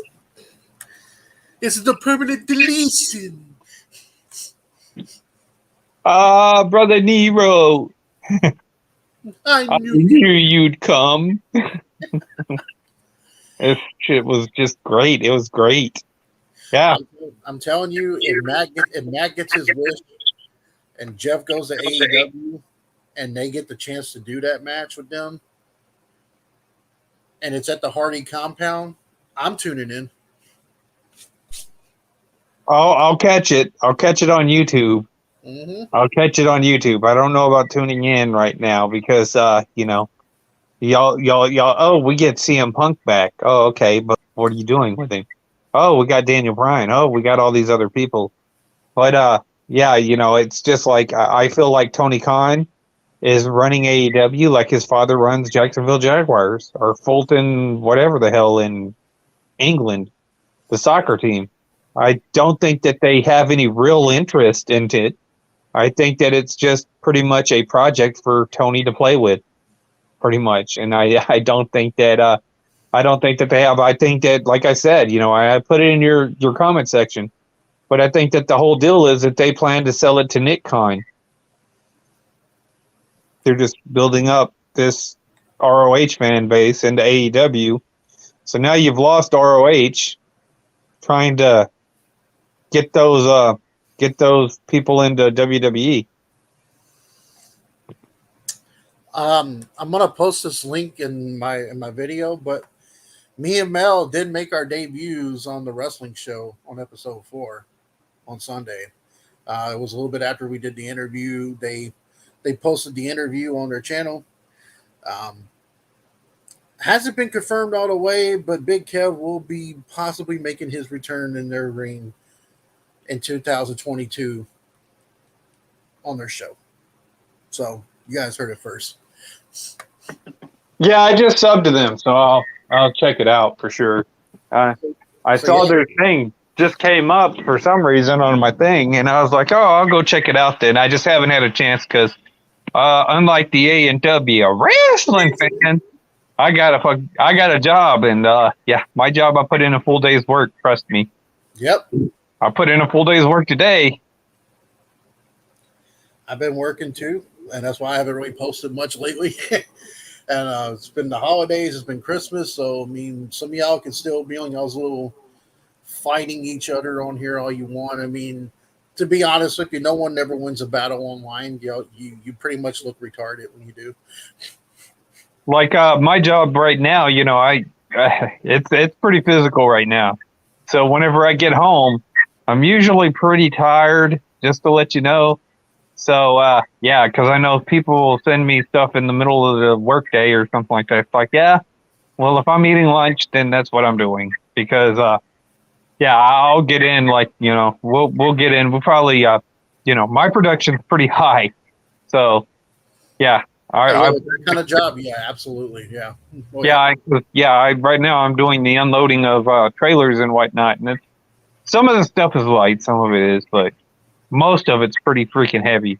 So you're getting a workout in. So yeah, I get a full day's workout at work. By the way, any of y'all have never worked at a warehouse before, I'm gonna let you guys in on a secret. When you see a big box and you see a little box, you're sitting there thinking, that big box might be heavy. Well, I picked up the big box, and the big box has been light, and the heavier one has been the little box like this, and it's like heavy as shit. So don't let a box size confuse you out there. Oh yeah, some of the stuff will be big and it'll be light. Some of the stuff will be little and it'll be heavy. But then you get the big stuff, and then that stuff is like really, really heavy. That stuff is, yeah. So I mean, it's just trying to keep production up, trying to keep the numbers up, and yeah. So it's a full day's work. It's not like a chilled, laid back job, but I don't mind it. It's like I said, it's getting me back into like top shape again. So it's definitely it's I don't mind it. I don't mind it at all. So so before I end this show, I'm going to bring up I got the same kind of news that you did about Charlie Rant. Actually, I got an email from Dark Horse telling me about it, and I appreciate him sending me an email about it and everything. Like I said, it's really sad though that people on here have tried to use Charlie's death as a drama thing to do, or they've used it to make money. And I think that's really disrespectful and is really hideous of people to do that. And you know who I'm talking about. I'll say this. I already know the guy that uses it to make money, and we already know what to expect from him because he does the same thing. However, some of these noobs, and that's what I'm going to call him, is a noob. Not like Noob X, because Noob X is far superior to anything that this little circle is doing. But like I said, I said in my video, we knew Charlie. We've had conversations with Charlie. Charlie was a friend of mine on Facebook whenever I still had Facebook. Yep. And so, I've had conversations with Charlie. Y'all guys haven't. You know what I'm saying? So before you decide that you're going to come in, and like I said, Dark Horse sent me the same thing that he sent you. So I felt it necessary to mention him in the video. And what I was saying wasn't just me just kissing ass. This is true because I was in that little circle with these guys at one point in time. Yeah. He still has my fucking phone number. So, and I still have his phone number. But for you little new drama community, which is what I'm going to call you because you want to sit there and talk about the YWC, you're not a part of that little circle. You're not a part of I could sit there and mention the Smart Busters because I know the Smart Busters. You know what I'm saying? We know each other. You guys are not a part of that circle. You're not. And I don't know what you've been told, but just because Dark Horse has been on your videos and whatnot, that doesn't make you mean that you're in that inner circle. Nobody's going to sit there and say, oh, well, this guy, Smart A said something about me. I don't care. I honestly don't. I'll have a back and forth with Dark Horse. I'll have a back and forth with Big Kev if that ever comes down to it. Because we're in that circle. You know what I'm saying? There's that little circle here where we're going to have some sort of dialogue, but you guys are not in that circle. So if I mention Dark Horse, or if I mention Wrestling Jesus, or if I mention Charlie Wolfkill, or if I mention Brad Rules, then understand that I'm already, I know these guys. We've had conversations other than just wrestling. So, yeah you guys, y'all need to stick with your little drama community because I don't care at the end of the day. And so I don't watch your videos. I don't know who's sitting there telling you and saying that, oh, I'm trolling you, because I'm not, because I don't watch your videos. That would take time for me to go and watch you sit there and cry about somebody on Facebook that I don't even know who it is. I don't know who any of these people are. So I'm not going to watch your videos. that's it. And so, yeah, I your video post, and I didn't even know who the fuck you were talking about. yeah, That's how bad it is. nobody really does know this guy, but Yeah. he thinks he thinks because I mentioned him that people are going to flock to and sub to his channel. That may have worked about, I'd say about like 8 or 9 years ago. That would have worked. You could have got a little bit of heat because guys like Charlie did that to get their start. People like me have done that to get my start. You know what I'm saying? Better quality YouTubers, probably even better than me, I would think, mentioned us. And then, we ended up, doing stuff with them, and we ended up getting into that circle. But it's nothing like you guys are doing, because, if I disagreed with something on Wrestling Jesus, it was about the product and stuff. And yeah, I would make fun of him and stuff, and I would take little cheap shots. But, yeah, it's not near the same of just stalking people on Facebook and then, pulling up a picture of Steven Rose and saying that he's a racist because he had war paint on for a Houston Texans game. And then you're trying to mislabel that as being blackface. That's just stupid, and it's a waste of time. So, yeah, y'all guys act just like the social justice warriors do. Look, I will say this much. Like I said earlier, I didn't know Charlie that well. I mean, I met him a few times, and he's always been cool with me. I never had an issue with Charlie.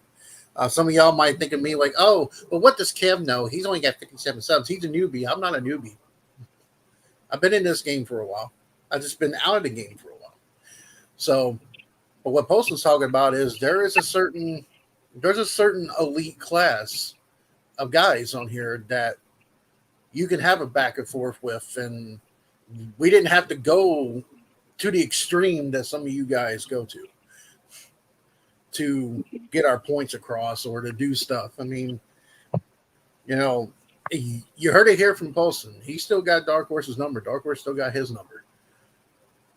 So, I mean, and I'll tell you this: Charlie Wolfkill was the first person that doxed me, but I had to help him because he doxed my old information, and I'm like, well, hell, I haven't lived there for fucking years, at least 4 or 5 years. And then he doxed my old phone number, and I'm like, I don't know who he has people calling right now, but that's not my phone number.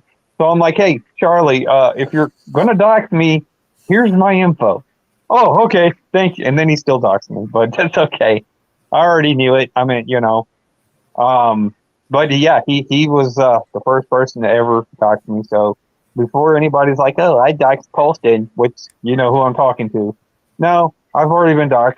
Charlie's doxed me before.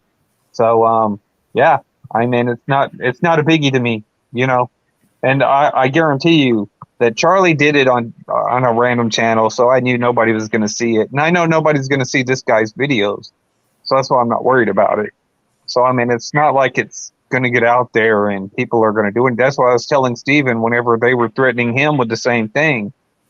I'm not worried about this guy doxing me because he's got 15 subs. He's got 15 legitimate subs and 100 sock accounts, that are subbed in. So yeah, he's not going to put in that effort to get any kind of real. He's not going to do the videos like Dark Horse did with the Chris Benoit things, and he's not going to put the effort into doing the Fed stuff and the stuff that you're doing on here, like your concert and stuff. He's not going to do that stuff. He's just going to continue looking at Facebook. He's going to look at everybody's profiles that he has a problem with, and then he's going to take everything out of context and try to create some drama. And that's what he does. And I just find it to be the market is so saturated with drama that there really isn't much of there's no need for me to invest in that because the market's already saturated with that. So why would I go ahead and start to get into the drama, doing the drama community thing, whenever the market's already saturated with drama? Just turn on the mainstream media and it's all drama. Look at the NFL. Henry Ruggs, Aaron Rodgers lied about this. Deshaun Watson raped all these women. And it's all drama. You know what I'm saying? NBA is the same thing. It's all drama. so, the media, everything is just nothing but drama. Why would I go ahead and try and compete in that market? See, Kev's doing comedy stuff. You know what I'm saying? I'm doing AEW rating stuff. I'm doing NFL stuff right now. I'm doing rigged college football right now and showing basically how that's all pretty much. And like I said, thinking about doing rigged sports because there's a market out there for that. There's a market for doing AEW, criticizing videos, shitting on AEW. There's a market out there for that, but there's no market into drama right now. So, yeah, if there's no market for something, then you do something else. You know what I'm saying? On that note, I will say this much. What I'll say to this is that some of you guys on here need to be more creative with your shit. Y'all need to either talk about something that you actually like. If some of y'all know anime, start talking about anime. Don't get into the drama shit. Talk about stuff that you know. That's what people want to hear. People want to see you talk about something that they like, but they want to hear it from your perspective. And if you don't have that perspective, you don't have that charisma, you don't have that thing, then you need to get the fuck off of here. Yeah, just be a commenter and watch other people's stuff. Other people who do anime videos and be their fans. But if what you're bringing to the table is, I don't even have a Facebook anymore. So if you're going to sit there and look up other people on Facebook and then try to start this ridiculous drama and try to make everything about your personal life like McJuggernuggets, then that's going to be a little bit of a waste of time because there's so many people out there doing that right there because it's cheap and it's easy right now. But, you're not on my friends list on Facebook. My profile's on lock now. Right. So, yeah. So, I mean, it is what it is. And I'm pretty sure that Kev is pretty particular on who he allows on his friends list, too. So, I mean, he's going to do some horror movie stuff. You know what I'm saying? I'm thinking about maybe trying to get a panel. I wish Sega, I haven't talked to Sega in a while, man. Sega Geek. Oh, yeah. I have him on my Facebook.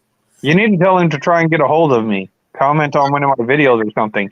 I'd like to bring him in on a sports panel, especially like a Rick Sports panel, and just have it be like comedy and stuff, making fun of like the officials and shit. That would be fucking great. Because I watch Urinating Tree's channel, and it just, Urinating Tree has kind of went down because it's kind of like he's sold out. But I watch his videos and I'm like, yeah, that looks fake as fuck. That looks fake as hell. That looks fake as hell. Look at all these bad calls. And he sees it and he knows it. But it's like, dude, come on, man. Come on. I could take clips of his videos, use them for my stuff, and do some fake sports stuff. And there's a market out there for that. The NFL is fake as fuck. Yeah. I'm going to throw a flag for no reason, but I just made the Thursday night game. Yeah. Look at me. I'm on TV now.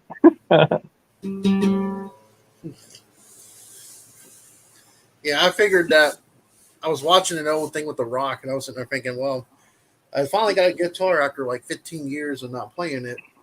And Mel was like, you should start doing those jingles because I do these jingles in the car sometimes. I don't do them a lot, but I know how to put music. I know how to do a rigger song and put like words and talking about people or stuff like that. So, yeah, if you guys want to see some sports stuff like that, I'll definitely go after LeBron. Yeah, definitely go after that dude for real. But yeah, we should definitely get a panel together for the sports thing. I think that'd be cool. I've been wanting to do that as well. Like we try to get a panel together for talk about the NFL playoffs before it happens and see what seeds everybody's going to be in. And yeah, I kind of want to do That's Fake Sports and then troll the That's Real Sports and Urinating Tree because they got their own little panel. And I try to watch it, man, but these guys are so soy, with their sports and stuff.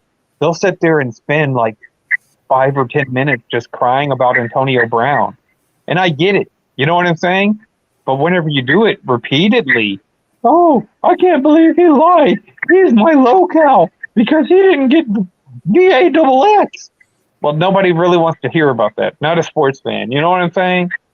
It's just it just gets. I had to stop watching them, dude. I had to stop. Now I'll watch Urinating Tree every now and again, but even his stuff is getting pretty bad, dude. It's just getting to be. It's not about the sport anymore. It's about whatever conflict is going outside of sports. So yeah. Well, with that said, this is the reason why I don't watch wrestling anymore. That's the reason why Poston doesn't watch wrestling much anymore, except for the shows that don't have like 2 or 3 hour long bullshit.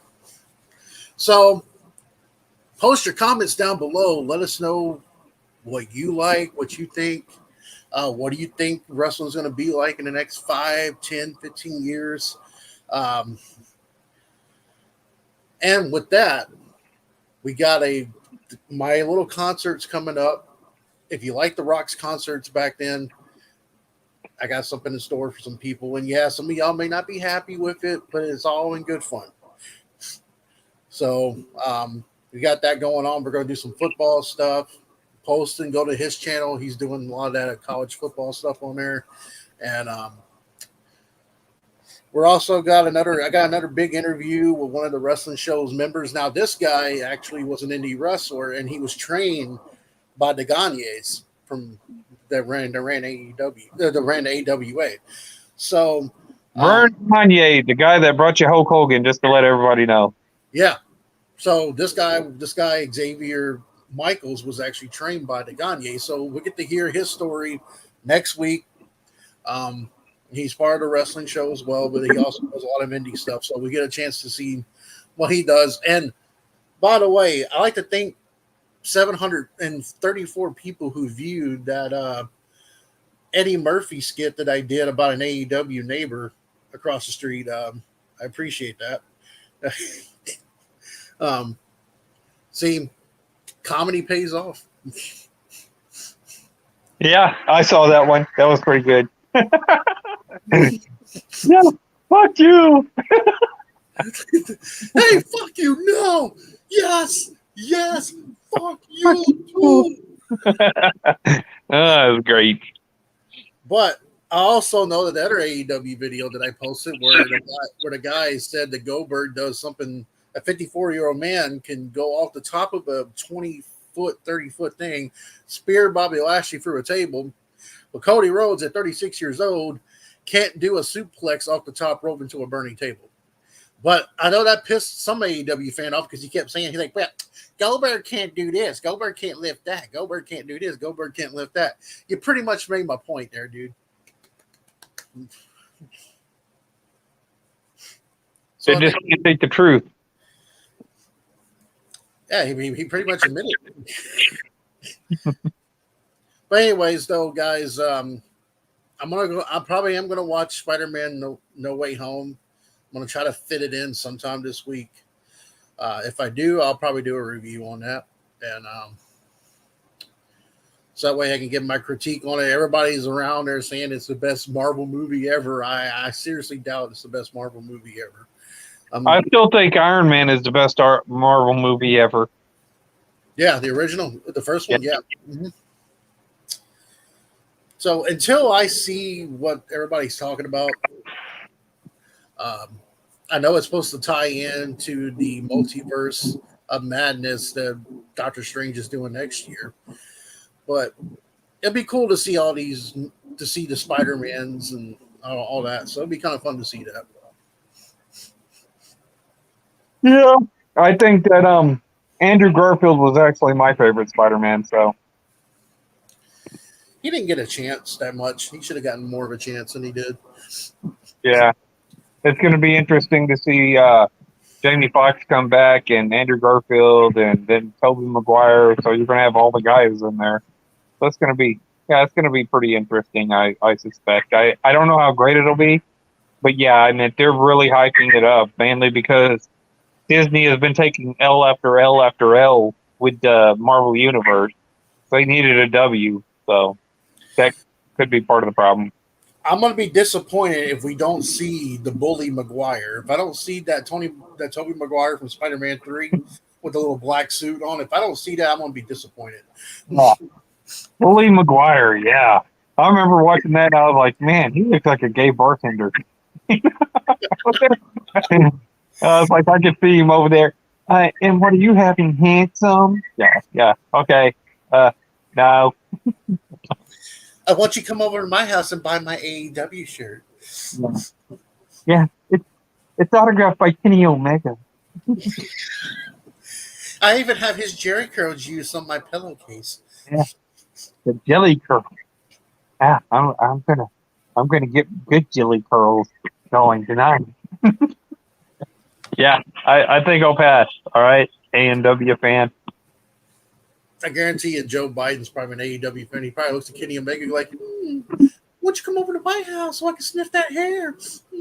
He's probably like, that A&W, the thing? Yeah, they really put on good shows. Look at them. Passing all our propaganda bullshit. I got this. Yeah. That's just what they started off. Y'all started off as like a social justice warrior fucking wrestling program. I mean, you had Eddie Kingston with the No Lives Matters unless Black Lives Matters or something. And then you had Nyla Rose, and then you have Sunny Kiss over there. So that's ultimately what they started off doing. And then everybody tells you that you get woke, you go broke, and that's pretty much what happened. Now they're trying to pretend like there's some for real shit, and I haven't seen anything yet, man. I haven't seen anything that would make me just really say, oh, yeah, here, it's about to turn around. I haven't seen it yet. Oh.